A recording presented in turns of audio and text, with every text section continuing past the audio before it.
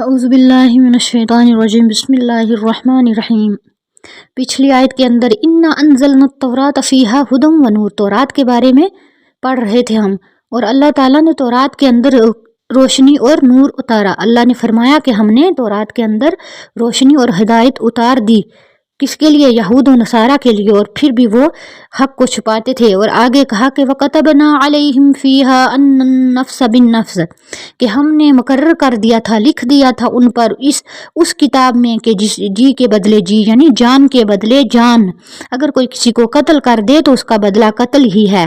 وَالْعَيْنَ بِالْعَيْنِ، اور آنکھ کے بدلے آنکھ، والانف بالانف والاذن بالاذن، اور ناک کے بدلے ناک اور کان کے بدلے کان، والسن بالسن، اور دانت کے بدلے دانت، والجروح قصاص، اور زخموں کا بدلہ ان کے برابر، یعنی اگر کوئی کسی کو زخم دے گا تو اتنا ہی برابر زخم دیا جائے گا۔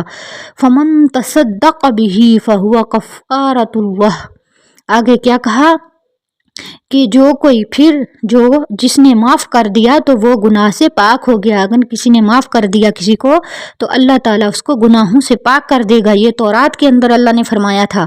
وَمَن لَّمْ يَحْكُم بِمَا أَنزَلَ اللَّهُ، اور جو کوئی حکم نہ کرے، یعنی اس کے جو اللہ تعالیٰ نے فرمایا اس کے مطابق اگر کوئی فیصلہ نہ کرے جو ہم نے اتارا، تو پس وہی لوگ کیا ہیں؟ فَأُولَٰئِکَ هُمُ الظَّالِمُونَ، سو وہی لوگ ظالم ہیں، یعنی اللہ تعالیٰ کا حکم نہ ماننے والا ہی ظالم ہے۔